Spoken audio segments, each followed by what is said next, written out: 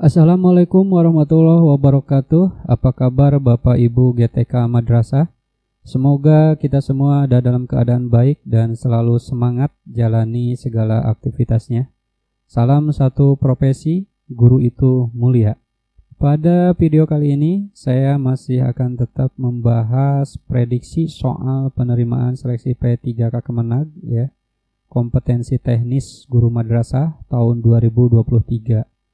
Mengingat materi kompetensi teknis ini banyak, maka pembahasan soalnya pun saya bagi ke dalam beberapa bagian sesuai dengan soal-soal P3K tahap sebelumnya ya, berdasarkan valid report atau pengalaman teman-teman yang sudah melaksanakan tes di tahun-tahun sebelumnya. Baik Bapak Ibu, ini adalah pembahasan prediksi soal penerimaan seleksi P3K Kemenag kompetensi teknis guru madrasah tahun 2023 bagian 2 ya.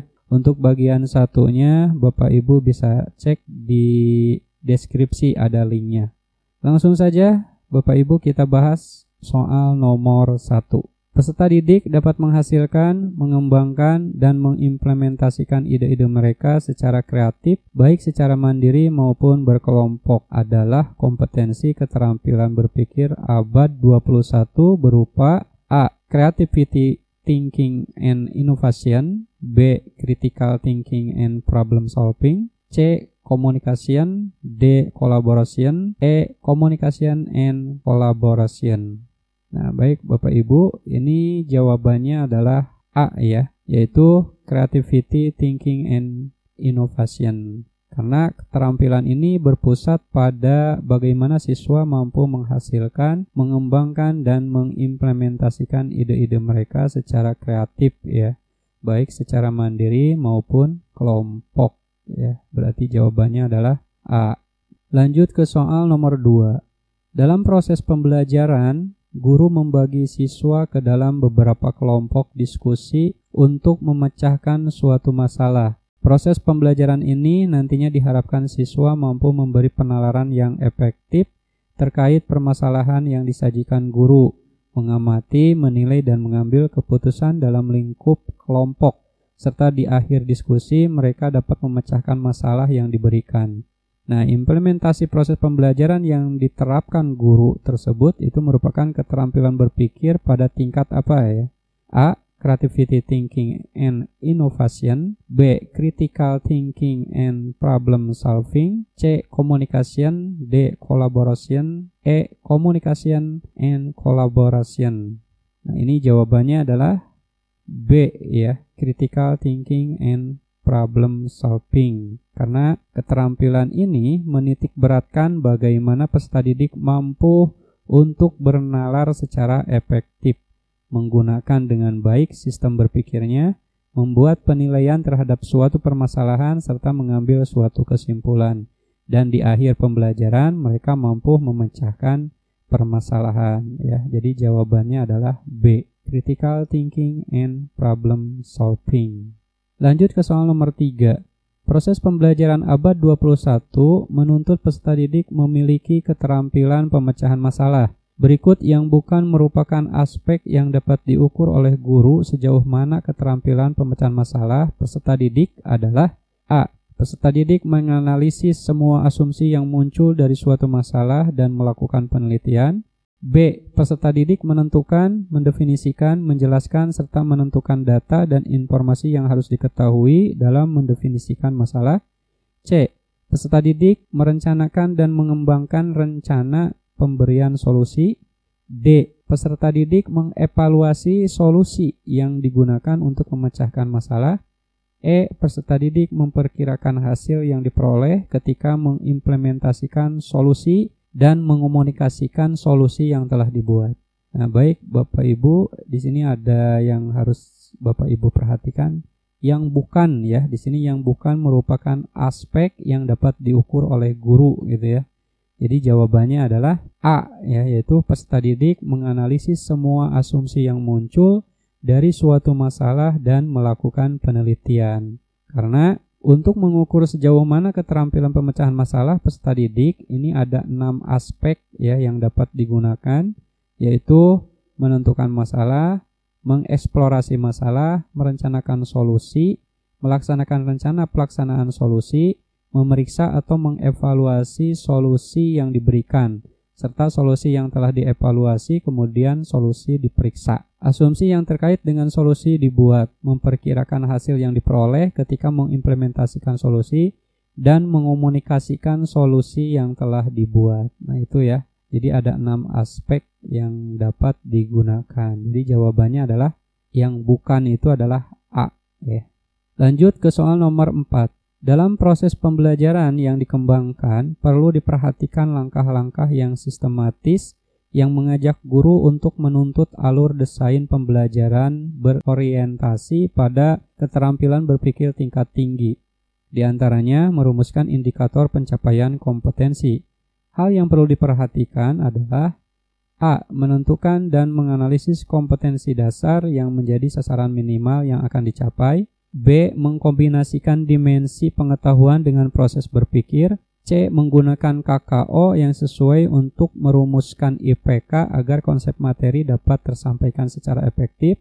D. Merumuskan tujuan pembelajaran berupa peningkatan kognitif, psikomotor, dan afektif ya. Kemudian E. Merumuskan IPK pengayaan. Sedangkan IPK pendukung dan IPK kunci dirumuskan apabila kompetensi minimal KD sudah dipenuhi oleh peserta didik.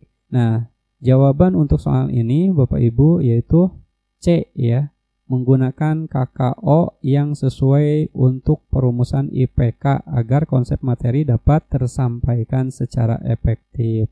Ya, alasannya hal yang harus diperhatikan dalam merumuskan indikator pencapaian kompetensi yang pertama adalah perhatikan terlebih dahulu dimensi proses kognitif dan dimensi pengetahuan yang menjadi target yang harus dicapai peserta didik.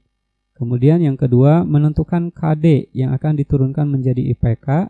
Terus selanjutnya yang ketiga, menggunakan KKO yang sesuai untuk merumuskan IPK agar konsep materi dapat tersampaikan secara efektif.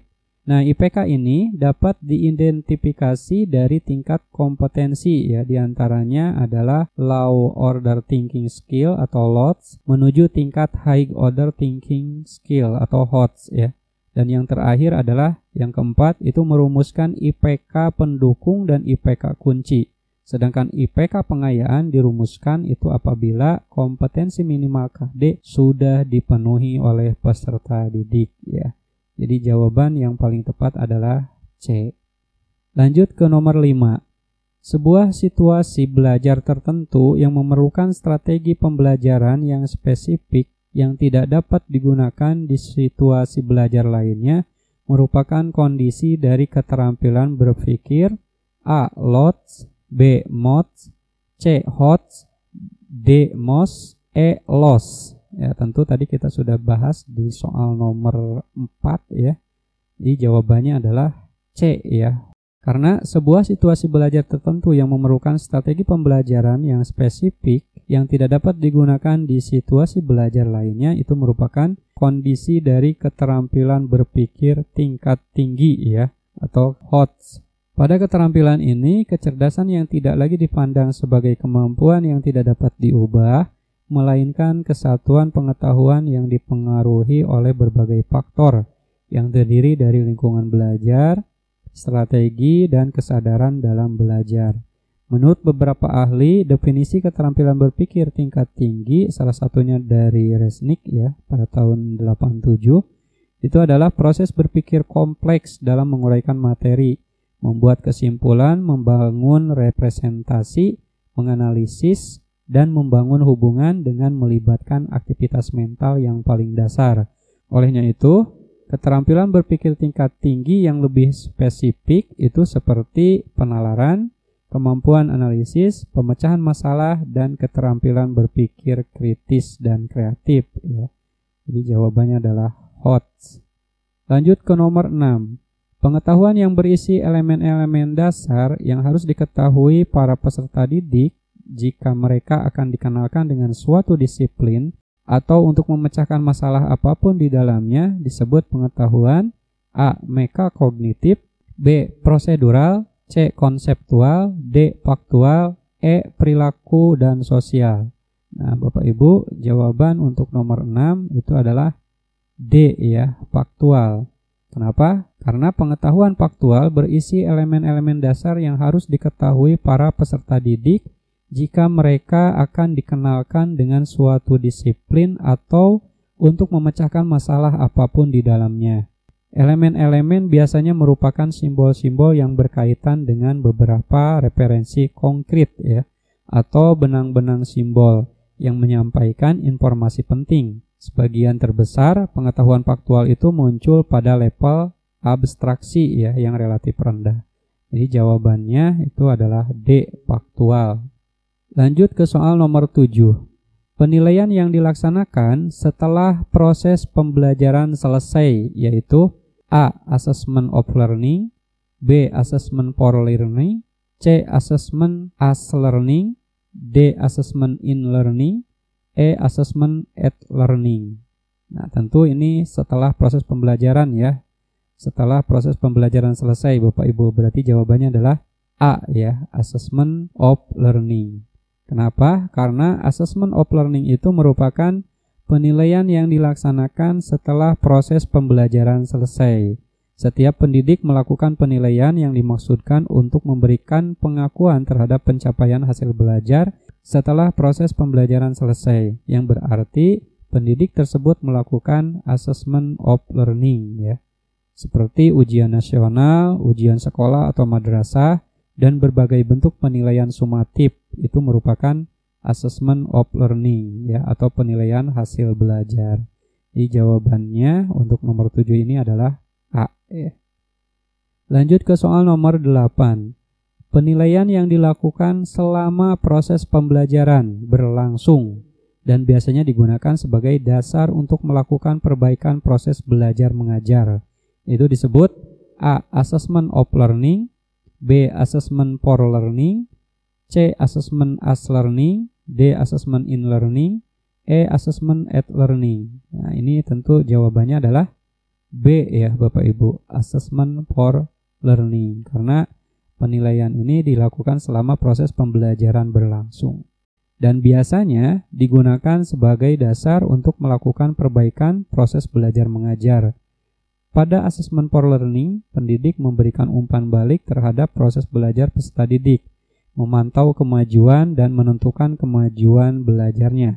Assessment for learning juga dapat dimanfaatkan oleh pendidik untuk meningkatkan performa peserta didik. Penugasan, presentasi, proyek, termasuk kuis itu merupakan contoh-contoh bentuk assessment for learning atau penilaian untuk proses belajar. Jadi jawabannya adalah B ya Bapak Ibu, assessment for learning. Lanjut ke soal nomor 9. Siswa 10 merupakan anak yang pendiam di kelasnya. Suatu hari, wali kelasnya memberikan tugas praktikum untuk membuat produk yang dapat dimanfaatkan dalam mengolah sampah yang ada di lingkungan sekolah. Pada proses praktikum tersebut, nampak siswa 10 sangat kreatif dalam mendesain alat dan bahan yang akan digunakan dalam membuat produk. Sebagai guru, sebaiknya yang dilakukan dalam menghadapi siswa tersebut adalah A. Membiarkannya berkreasi semampunya karena itu keinginannya sendiri. B. Membimbing dan memberikan motivasi serta mengikutkan hanya saat setiap kali ada ajang perlombaan terkait sains. C. Menghubungi orang tua siswa yang bersangkutan untuk dimintai masukan terkait bakat yang dimiliki siswa tersebut. D. Membimbing serta mengasah dengan baik minat dan bakat siswa tersebut serta memberikan motivasi untuk terus berkembang meningkatkan prestasi akademiknya agar optimal. E. Memberikan fasilitas yang dimiliki sekolah untuk menunjang bakatnya hanya jika sekolah mengizinkan.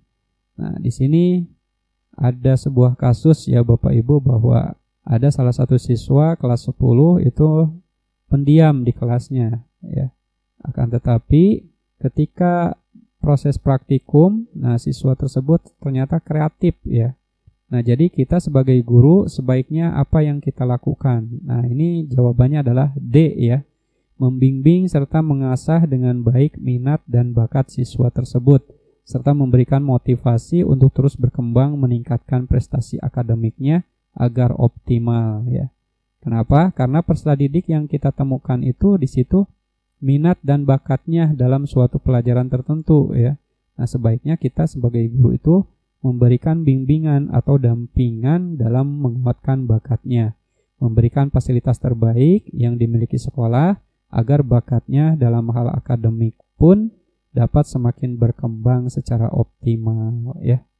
Jadi jawabannya adalah D. Lanjut ke soal nomor 10. Pengetahuan yang meliputi skema-skema, model-model mental atau teori-teori eksplisit dan implisit dalam model-model psikologi kognitif yang berbeda itu disebut pengetahuan A. konseptual, B. prosedural, C. perilaku dan sosial, D. metakognitif, E. faktual. Nah, ini tentu jawabannya adalah A ya, konseptual. Karena pengetahuan konseptual itu merupakan pengetahuan yang meliputi skema-skema, model-model mental atau teori-teori eksplisit dan implisit dalam model-model psikologi kognitif yang berbeda ya. Baik, Bapak Ibu, cukup sampai di sini saja untuk pembahasan prediksi soal P3K Kemenag tahun 2023 kompetensi teknis ya, bagian 2. Semoga bermanfaat dan Bapak Ibu bisa lulus P3K tahun ini ya, amin. Tetap semangat. Assalamualaikum warahmatullahi wabarakatuh.